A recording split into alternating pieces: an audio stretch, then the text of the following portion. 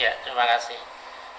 Yang pertama yang perlu saya sampaikan bahwa membaca edaran yang keenam itu tidak bisa dilepaskan dari edaran 4 dan 5. Ya. Jadi 4, 5, dan 6 itu sungguhnya saling melengkapi, saling menguatkan bagaimana sikap Majelis Tarjih khususnya dan Muhammadiyah sebagai persyarikatan ketika kita berhadapan dengan COVID-19 ini. Nah, disitulah kemudian beberapa hal yang muncul. Apakah terjadi perubahan? Sebenarnya ya secara substansi tidak ada perubahan. Kalaupun ada perubahan tentu dengan dalil pasti. Nah, karena itu di situ ada beberapa hal yang kita kemudian memfatwakan, tentu lewat kajian dengan pendekatan bayani, burhani, dan irfani yang kita jadikan sebagai satu pegangan dalam melakukan sebuah proses beristidlal.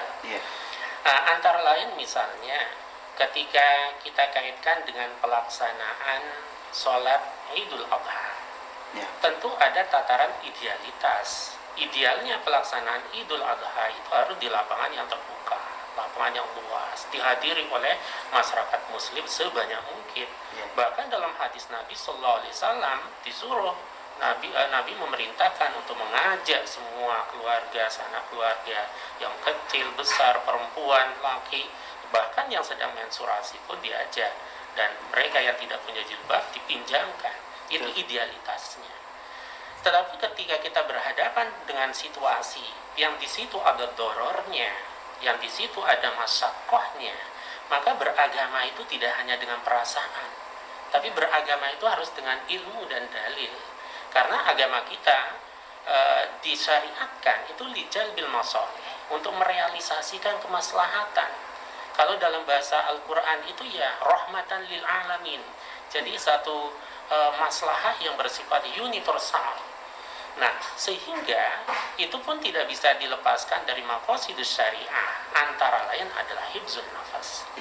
Nah, sekarang kalau kita pendekatannya bayani, banyak sesungguhnya ayat Al-Quran dan hadis Nabi, baik yang secara langsung ataupun tidak langsung menjelaskan tentang persoalan-persoalan dan sikap ideal seorang muslim ketika menghadapi satu musibah, termasuk seperti pandemi COVID-19 ini.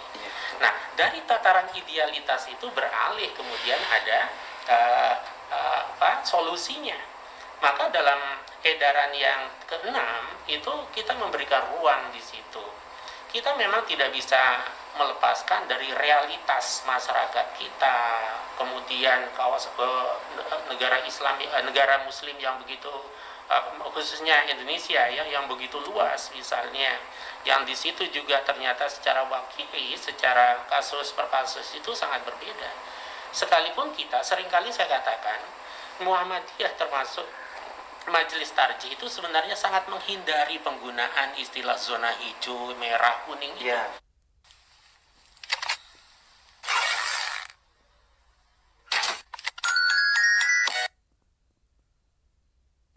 Karena ketika mengatakan ini zona hijau, orang kemudian euforia, kemudian tidak memperhatikan bagaimana protokol yang sesungguhnya, akhirnya berubah drastis yang tadinya zona hijau menjadi zona merah. Nah, ini hal-hal yang perlu kita perhatikan, dan agama mengajarkan itu.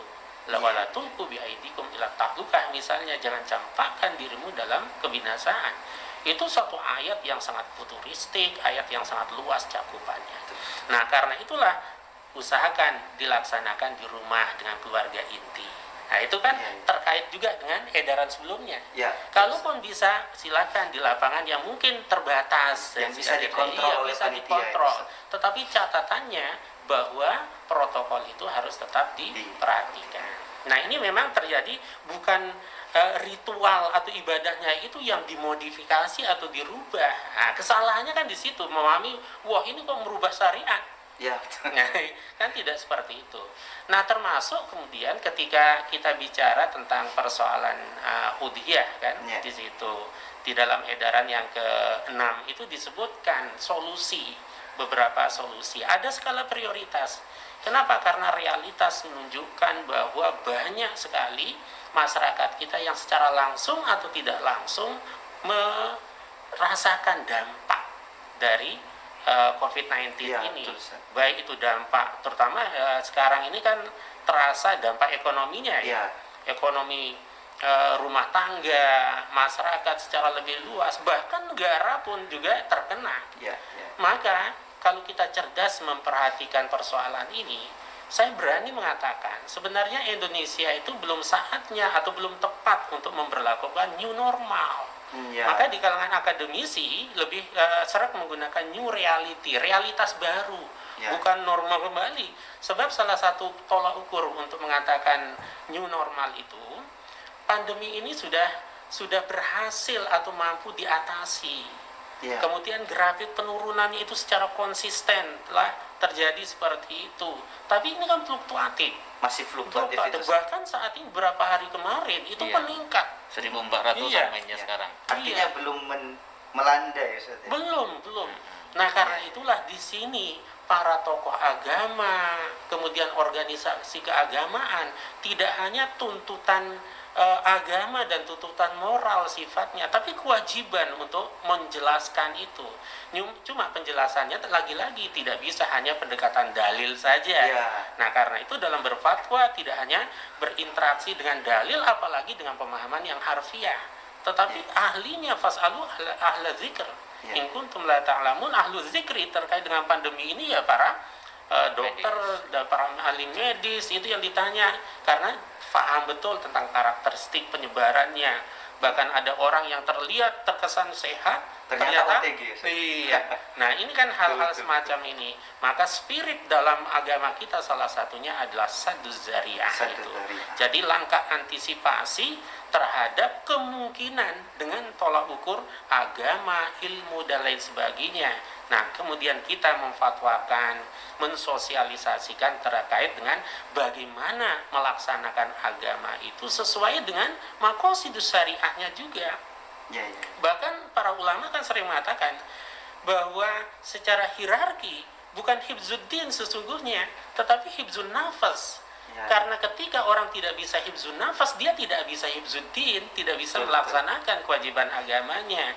Nah, ayat Quran dan hadis Nabi banyak menjelaskan tentang prinsip-prinsip dan bagaimana kita bersikap yang syar'i.